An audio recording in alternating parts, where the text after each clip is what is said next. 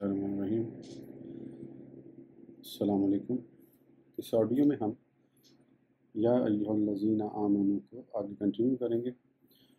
اس سے پہلے اگر آپ نے ابھی سبسکرائب نہیں کیا تو کائنڈلی سبسکرائب کر لیں اور بیل آئیکن بھی پریس کر لیں۔ تو شروع کرتے ہیں۔ احکام شرع میں دشواری نہیں۔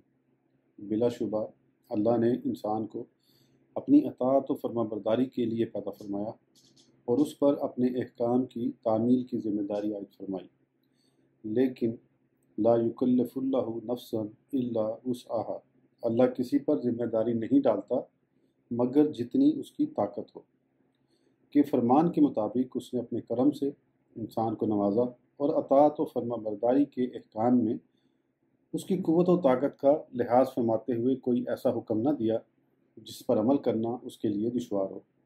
وہ اپنے بندوں کو واضح طور پر یقین دلاتا ہے کہ یرید اللہ بکم الیسر ولا یرید بکم العسر، اللہ تمہارے لیے آسانی چاہتا ہے اور وہ تمہارے لیے دشواری نہیں چاہتا۔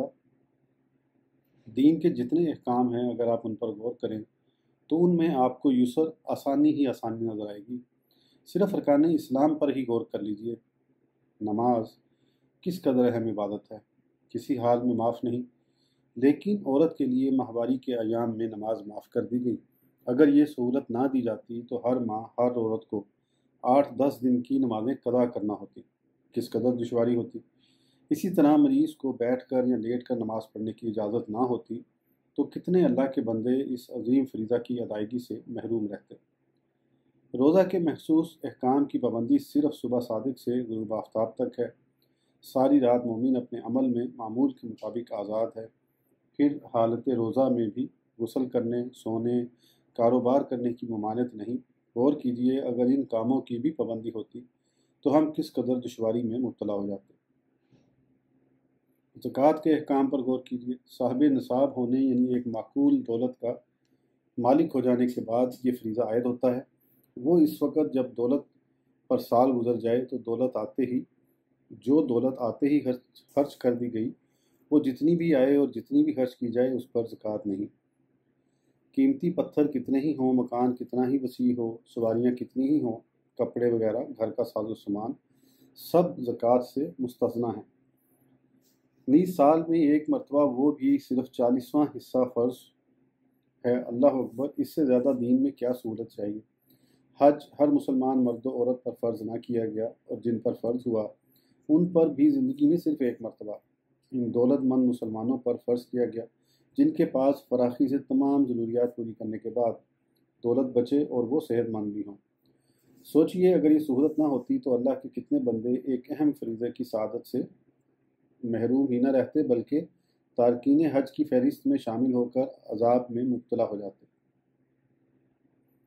اسی طرح تمام احکام شرع کا حال ہے، سب آسان ہیں، کہیں دشواری نہیں۔ اس کے باوجود بھی ہم 5 وقت کی نماز کو دشوار سمجھیں یا دیگر احکام پر عمل کرنا ہمارے لیے مشکل ہو تو یہ ہماری بد نصیبی ہے، ہمارے ایمان کی کمزوری ہے۔ دین میں دشواری ہرگز نہیں، دین تو اتنا آسان ہے کہ اس سے زیادہ آسانی کی خواہش تو دین سے بالکل آزادی ہی کی خواہش ہو سکتی ہے کہ یہ کہا جائے کہ اللہ نے ہمیں کیوں نہ بالکل آزاد کر دیا، کسی حکم کی تعمیل کے ہم پابند نہ ہوتے، اطاعت و فرما برداری کی ہم پر قطعاً کوئی ذمہ داری ہی عائد نہ کی جاتی، تو پھر ابدیت کہاں رہتی، اور جب ابدیت ہی نہ رہتی تو انسانیت کہاں ہوتی۔ پھر تو انسان جانوروں سے بدتر ہی ہوتا، اس شرافت سے ہی محروم ہو جاتا جو ابدیت اور انسانیت ہی کے باعث نصیب ہوئی ہے۔ بہرحال تمام احکام شرع آسان ہیں۔ وضو یا غسل کی جگہ تیمم کی رخصت بھی اسی سہولت کا ایک ثمر ہے کہ طہارت کے حصول کا ذریعہ وضو یا غسل ہے، لیکن جب پانی نقصان دہ ہو یا میسر ہی نہ ہو تب بھی تم ناپاکی کے بوجھ سے نجات حاصل کر سکتے ہو۔ تمہیں سہولت دی جاتی ہے کہ تیمم کر لو، کیونکہ ما یرید اللہ لیجعل علیکم من حرج، تمہارا کریم رب تمہیں تنگی اور دشواری میں مبتلا کرنا پسند نہیں فرماتا، وہ تو تعمیل حکم چاہتا ہے۔ جس طرح وضو یا غسل کے احکام کی تعمیل کر کے تم طہارت حاصل کر لیتے اور مطمئن ہو جاتے ہو، اسی طرح عذر شرعی کی صورت میں تیمم کر کے طہارت حاصل کر لو اور بالکل مطمئن ہو جاؤ۔ رضائے رب کے لیے تم نے تعمیل حکم کر لی، تیمم سے تم جتنی بھی عبادت کرو گے مقبول ہوگی اس کے اعادہ کی بھی ضرورت نہیں، اس کا وہی اجر و ثواب پاؤ گے جو وضو یا غسل کے بعد کی جانے والی عبادت کا ملتا ہے۔ فالحمدللہ رب العالمین۔ ان چند اہم معروضات کے بعد اب ہم آیت کے اصل موضوعات وضو، غسل اور تیمم پر مختصر گفتگو کرتے ہیں۔ وضو، اللہ تبارک و تعالیٰ نے حدث اصغر یعنی چھوٹی ناپاکی سے پاک ہونے کا ذریعہ وضو کو قرار دیا ہے۔ پیشاب، پخانہ کرنے، ریا خارج ہونے یا خون بہنے سے مومن ناپاک ہو جاتا ہے، جسے حدث اصغر کہتے ہیں۔ نماز کی ادائیگی قرآن کریم چھوڑنے کے لیے حدث اصغر سے پاک ہونا فرض ہے، جس کا ذریعہ وضو بذات خود ایک عبادت ہے، جس کے بعد بہت فوائد ہیں۔ اس سلسلے میں نبی مکرم علیہ السلام کے چند ارشادات ملاحظہ ہوں۔ حضرت عثمان رضی اللہ عنہ کی روایت ہے کہ حضور علیہ السلام نے فرمایا، جس نے وضو کیا اور اچھی طرح کیا، اس کے جسم کے تمام گناہ بہہ جاتے ہیں، یہاں تک کہ ناخنوں کے نیچے کے گناہ بھی۔ مسلم و بخاری۔ اسی حدیث کی تشریح ایک دوسری حدیث ہے جس کے راوی حضرت ابو ہریرہ رضی اللہ عنہ ہیں کہ حضور علیہ السلام نے فرمایا، جب مسلمان وضو کرتا ہے اور اپنے چہرے کو دھوتا ہے تو اس کے چہرے سے پانی کے ساتھ یا پانی کے آخری قطرے کے ساتھ وہ تمام گناہ دھل جاتے ہیں جن کا ارتکاب اس کی آنکھوں سے ہوا تھا، اور جب کوہنیوں کو پانی سے دھوتا ہے تو پانی کے آخری قطرے تک وہ تمام گناہ دھل جاتے ہیں جن کا ارتکاب اس نے ہاتھوں سے کیا تھا، اور جب پیروں کو دھوتا ہے تو پانی کے آخری قطرے تک وہ تمام گناہ دھل جاتے ہیں جو اس کے پیروں نے کیے تھے۔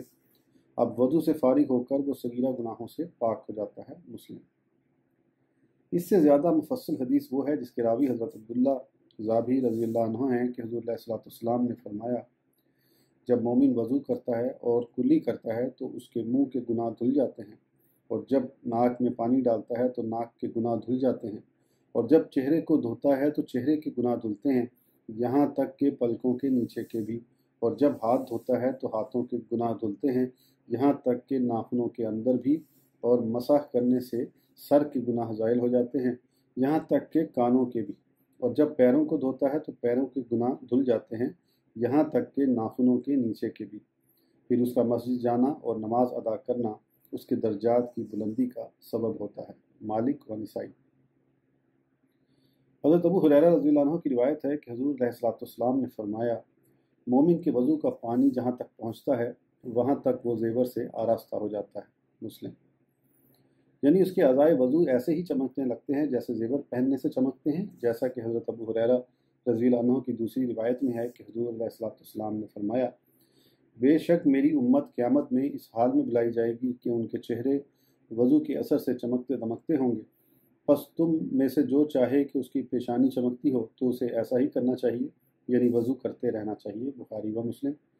اس ارشاد کی وضاحت کے لیے درج ذیل حدیث ملاحظہ ہو جس کے راوی بھی حضرت ابو ہریرہ رضی اللہ عنہ ہیں کہ حضور علیہ السلام ایک دن قبرستان تشریف لے گئے اور مدفونین کو مخاطب کرتے ہوئے فرمایا، اے مسلمانوں کے گھر میں رہنے والو، تم پر سلام ہو، انشاءاللہ ہم بھی تم سے ملنے والے ہیں، میری خواہش ہے کہ میں اپنے بھائیوں کو دیکھوں۔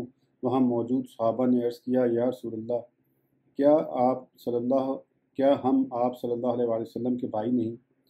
آپ صلی اللہ علیہ وسلم نے فرمایا، تم میرے صحابہ ہو، میرے بھائی تو وہ مومنین ہیں جو مستقبل میں آئیں گے۔ صحابہ نے عرض کیا، یا رسول اللہ، آپ صلی اللہ علیہ وسلم کے جو امتی بعد میں آئیں گے، آپ صلی اللہ علیہ وسلم انہیں کس طرح پہچانیں گے؟ سرکار نے فرمایا، کیا وہ شخص جس کے پاس سفید پیشانی، سینہ اور سموں والے گھوڑے ہوں اور اپنے گھوڑوں کو وہ سیاہ گھوڑوں کے درمیان نہ پہچان لے گا؟ صحابہ نے عرض کیا، بے شک یا رسول اللہ صلی اللہ علیہ وآلہ وسلم۔ بس آپ صلی اللہ علیہ وآلہ وسلم نے فرمایا، قیامت کے دن میرے امتیوں کے اعضاء وضو چمکتے ہوں گے جن سے میں انہیں پہچانوں گا، اور میں حوض کوثر پر ان کا منتظر ہوں گا۔ مسلم۔ حضرت ابن عمر رضی اللہ عنہما کی روایت ہے کہ حضور علیہ السلام نے فرمایا، بغیر وضو نماز قبول نہیں ہوتی اور مال حرام سے صدقہ قبول نہیں ہوتا۔ مسلم۔ حضرت ابن عمر رضی اللہ عنہما اس حدیث کے بھی راوی ہیں کہ حضور علیہ السلام نے فرمایا، جس نے وضو کے باوجود وضو کیا اس کے لیے 10 نیکیاں لکھی جاتی ہیں۔ ترمذی۔ وضو کے فوائد و اثرات میرے آقا صلی اللہ علیہ وآلہ وسلم کے ارشادات سے واضح ہیں۔ نماز اور قرآن کریم چھونے کے لیے وضو کرنا فرض ہے۔ اس کے علاوہ بھی تقوی و پرہیزگاری کا یہ تقاضا ہے کہ مومن ہر وقت باوضو رہے۔ نیز اگرچہ ایک وضو سے کئی نمازیں ادا کی جا سکتی ہیں، لیکن افضل یہی ہے کہ ہر نماز کے لیے تازہ وضو کیا جائے، جیسا کہ حدیث شریف میں آپ نے پڑھا کہ جس نے وضو کے باوجود وضو کیا اس کے لیے 10 نیکیاں لکھی جاتی ہیں، لیکن یہ اس وقت ہے جب پہلے وضو سے نماز ادا کی جا چکی ہو۔ وضو کے بعد کوئی عبادت کیے بغیر وضو کرنا مکروہ ہے، اگرچہ وضو اعضاء کو ایک ایک مرتبہ دھو لینے سے بھی ہو جاتا ہے، جیسا کہ حدیث میں حضور علیہ الصلوۃ والسلام سے منقول ہے کہ آپ نے اعضاء وضو کو ایک ایک مرتبہ بھی دھویا تاکہ یہ ثابت ہو سکے کہ اس طرح بھی وضو ہو جاتا ہے، اور آپ نے دو دو مرتبہ بھی اعضاء وضو کو دھویا تاکہ یہ واضح ہو جائے کہ اس طرح بھی وضو ہو جاتا ہے، لیکن آپ اکثر تین تین مرتبہ اعضاء وضو دھوتے تھے تاکہ یہ سمجھ لیا جائے کہ یہی افضل و اعلیٰ طریقہ ہے، جیسا کہ حدیث مبارک میں ہے۔ راوی حضرت عثمان رضی اللہ عنہ ہیں کہ حضور علیہ الصلوۃ والسلام نے وضو میں ہر عمل 3 بار کیا اور فرمایا یہ میرا وضو ہے اور مجھ سے پہلے انبیاء کا، اور یہی وضو تھا حضرت ابراہیم علیہ السلام کا مشکورہ۔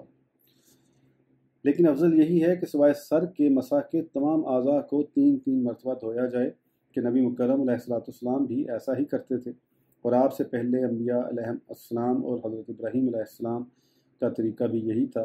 اس حدیث سے یہ بھی معلوم ہو رہا ہے کہ وضو کا حکم کوئی نیا حکم نہیں، بلکہ دیگر اکثر شرعی احکام کی طرح یہ بھی ماضی کی شریعتوں میں موجود تھا۔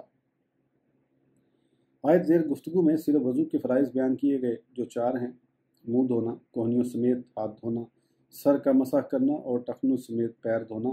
ان چاروں فرائض کو کیسے ادا کیا جائے گا، نیز وضو کا مکمل طریقہ کیا ہوگا اور اس سے متعلق احکام کیا ہیں، یہ سب باتیں جاننے کے لیے درسگاہ نبوی صلی اللہ علیہ وآلہ وسلم میں حاضری ناگزیر ہے۔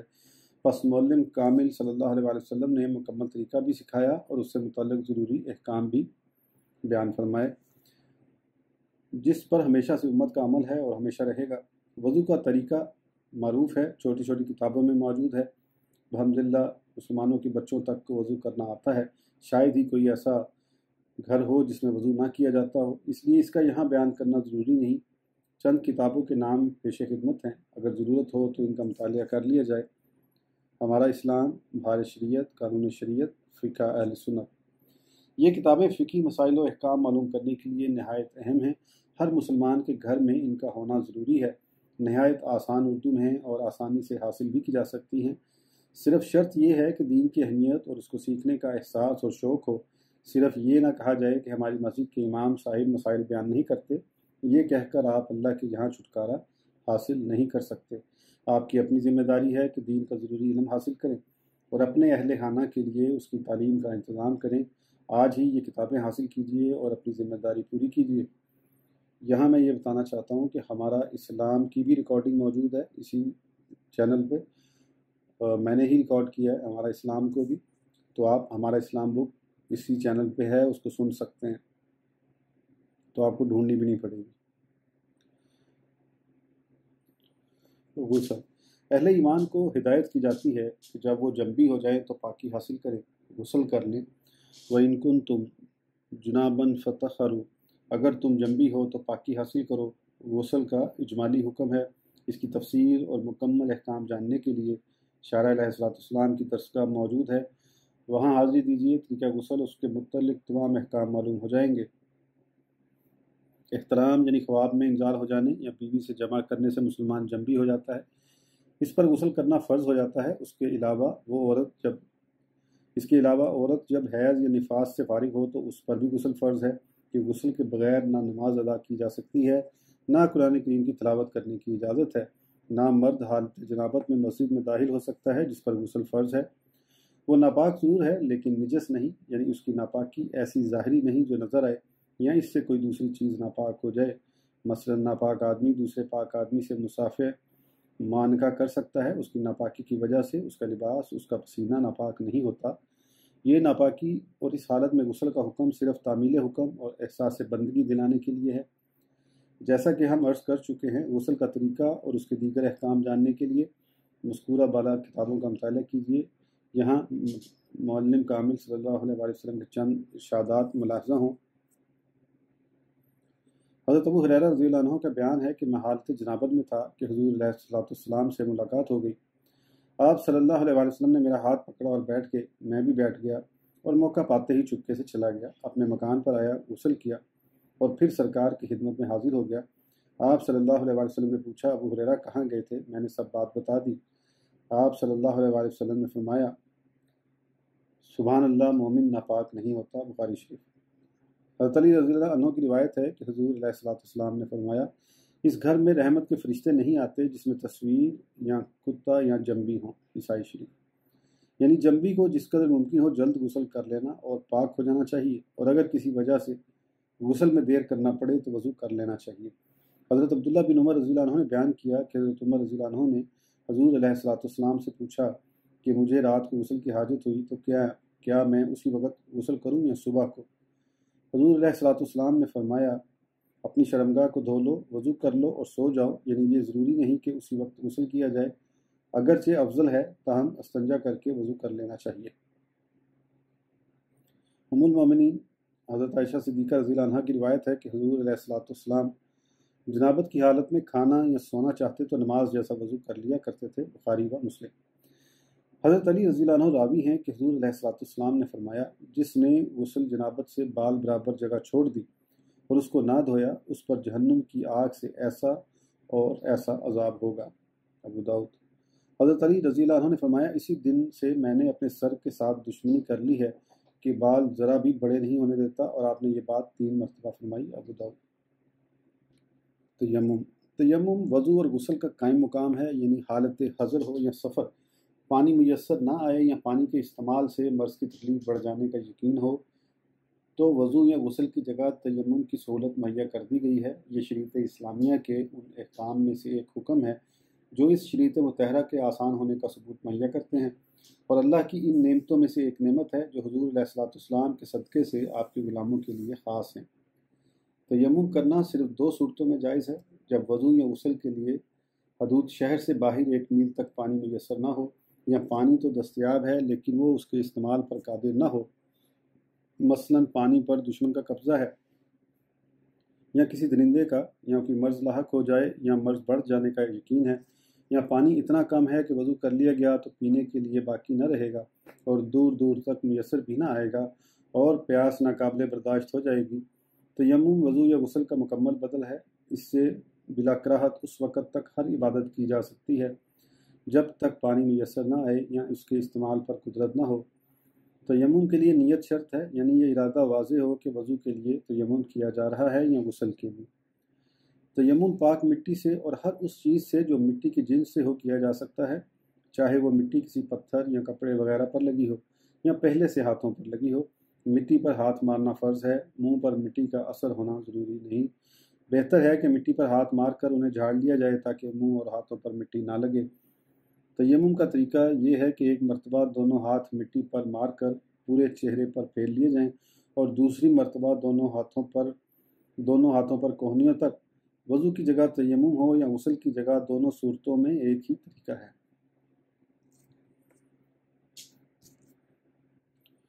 تیمم کا وسیلہ۔ شریعت کے جملہ احکام نبی رحمت صلی اللہ علیہ وسلم کے وسیلے سے دیے گئے، جبکہ بعض احکام شرع کا وسیلہ صحابہ کرام رضوان اللہ علیہم اجمعین بنے۔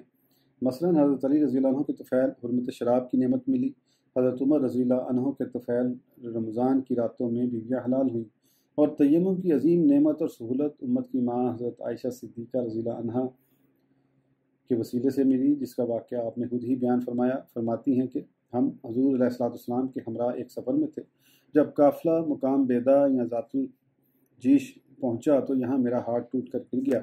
میں نے حضور علیہ السلام کو بتایا، آپ صلی اللہ علیہ وآلہ وسلم یہ ہاتھ تلاش کرنے کے لیے رک گئے، اور آپ صلی اللہ علیہ وآلہ وسلم کے ساتھ پورا قافلہ رک گیا۔ بعض صحابہ نے حضرت ابوبکر صدیق رضی اللہ عنہ سے شکایت کی کہ تم نہیں دیکھ رہے کہ حضرت عائشہ نے کیا کیا، سب کو حضور علیہ السلام کے ساتھ ٹھہرا لیا، اور یہ ایسی جگہ ہے جہاں پانی نہیں اور نہ ہی ہمارے ساتھ پانی ہے کہ لوگ وضو کر سکیں۔ یہ شکایت سن کر ابوبکر میرے پاس آئے، اور اس وقت حضور علیہ السلام میرے زانوں پر سر رکھے سو رہے تھے۔ حضرت ابوبکر نے مجھے ڈانٹنا شروع کر دیا اور کہنے لگے کہ تم نے حضور علیہ السلام اور اتنے لوگوں کو پریشان کیا ہے کہ ایسی جگہ رکنے پر مجبور کر دیا جہاں پانی نہیں ہے اور نہ ہی صحابہ کے پاس پانی ہے۔ پھر ابو بکر ناراض ہو کر جب جو کچھ ان کے دل میں آیا کہتے رہے، اور وہ اپنے ہاتھ سے میری کوکھ میں چٹکیاں بھی لیتے رہے، جبکہ میں ہل بھی نہ سکتی تھی، کیونکہ حضور علیہ السلام میرے زانوں پر آرام فرما رہے تھے۔ یہ ڈر تھا کہ آپ صلی اللہ علیہ وآلہ وسلم کے آرام میں خلل نہ ہو۔ بس حضور علیہ السلام اور صحابہ سوتے رہے، اس حال میں کہ پانی بالکل نہ تھا، یہاں تک کہ صبح ہو گئی۔ نماز فجر کے لیے پانی کی ضرورت پیش آئی، بس اللہ کو رحم آیا اور اسی وقت آیت تیمم نازل ہوئی۔ سب لوگ بے حد خوش ہوئے، اور سید بن حضیر جو نقبہ میں سے ایک تھے کہنے لگے، اے ابو بکر کی اولاد، یہ تمہاری پہلی برکت نہیں ہے، یعنی تمہاری تو خیر اللہ کی رحمت اور برکت تمہارے غلاموں پر برستی ہی رہتی ہے۔ حضرت ام المومنین فرماتی ہیں کہ ہم نے اس اونٹ کو کھڑا کیا جس پر میں سوار تھی، تو ہار اس کے نیچے سے نکلا۔ مسلم شریف۔ یہ واقعہ صرف نعمت تیمم ملنے کا سبب نہیں، بلکہ اس سے مزید کئی حقائق کا ثبوت فراہم ہوتا ہے۔ مثلاً حضور علیہ السلام کی ام المومنین سے خصوصی محبت کہ آپ صلی اللہ علیہ وآلہ وسلم نے ان کا ہار گم ہو جانے کے باعث یہاں رات کو ماں اپنے غلاموں کے قیام فرمایا۔ ام المومنین حضرت عائشہ رضی اللہ عنہا کی حضور علیہ السلام سے محبت اور آپ صلی اللہ علیہ وآلہ وسلم کا بے انتہا احترام کہ حضرت ابوبکر ان کی چٹکیاں لیتے رہے، لیکن انہوں نے محض اس خوف سے حرکت تک نہ کی کہ محبوب آقا صلی اللہ علیہ وآلہ وسلم ان کے زانوں پر آرام فرماتے۔ باپ کا شادی کے بعد بھی بیٹی پر حق تربیت کے ابوبکر نے آقا صلی اللہ علیہ وآلہ وسلم کی محبوب بیوی اور امت کی ماں کے عظیم منصب کے باوجود حضرت عائشہ کو بیٹی کی حیثیت سے تنبیہ فرمائی۔ صحابہ کرام کی کمال اطاعت کہ حضور علیہ السلام کے حکم پر سب بلا تردد اپنی سواریوں سے اتر گئے، جبکہ اس قیام کا سبب بظاہر کوئی مذہبی معاملہ نہ تھا۔ نیز حضور علیہ السلام کے وسعت علم کا واضح ثبوت جو ایسے لوگوں کو تو نظر نہ آ سکا جن کی عقلوں پر ضلالت و گمراہی کے پردے پڑے ہوئے ہیں، کہ آپ صلی اللہ علیہ وآلہ وسلم کو غیب کا علم ہوتا تو آپ صلی اللہ علیہ وآلہ وسلم کیوں یہاں قیام کی تکلیف گوارا فرماتے، فوراً اونٹنی کے نیچے سے ہار اٹھا کر ام المومنین کو دے دیتے۔ لیکن جن اہل ایمان کو فراست مومن حاصل ہے، جن کی عقلیں نور ایمان سے منور اور قلوب عشق و محبت سے سرشار ہیں، انہوں نے اسی واقعہ سے آقا صلی اللہ علیہ وآلہ وسلم کے علم کی وسعت کا اندازہ کیا اور اس کے چمکتے ہوئے ثبوت سے اپنے عقیدہ و ایمان کو مزید مضبوط کیا، اس طرح کہ آپ کو علم ہو گیا تھا کہ یہی مقام ہے جہاں تیمم کا حکم نازل ہوگا۔ ہار کا گم ہونا یہاں نزول کا بہانہ اور حکمت باری تعالیٰ کا سبب ہے۔ اسی لیے آپ صلی اللہ علیہ وآلہ وسلم نے حضرت عائشہ کو کچھ نہ کہا اور نہ ہی کسی پریشانی کا اظہار فرمایا، بلکہ سکون سے سو گئے، جبکہ ابو بکر نے بیٹی کو ڈانٹا بھی اور پریشان بھی ہوئے، کیونکہ حقیقت کا علم نہ تھا۔ ان کی نظر تو صرف واقعے کے ظاہری سبب پر تھی۔ بہرحال سوچ ہے اپنی اپنی، کوئی سراب کو پانی سمجھ کر دھوکہ کھاتا ہے اور کوئی سراب کو پانی کی علامت سمجھ کر پانی تک پہنچنے کی راہ پا لیتا ہے۔ آیت تیمم نازل ہونے کے بعد حضور علیہ السلام نے سید بن حضیر کو حکم دیا کہ اونٹنی کو کھڑا کرو۔ جو ہی اونٹنی کھڑی ہوئی، ہار چمکتا ہوا نظر آ گیا۔ آپ صلی اللہ علیہ وآلہ وسلم کا یہ عمل اس غلط فہمی کو دور کرنے اور اہل ایمان کو اس سے بچانے کے لیے تھا کہ آپ صلی اللہ علیہ وآلہ وسلم کو ہار کا علم نہ تھا۔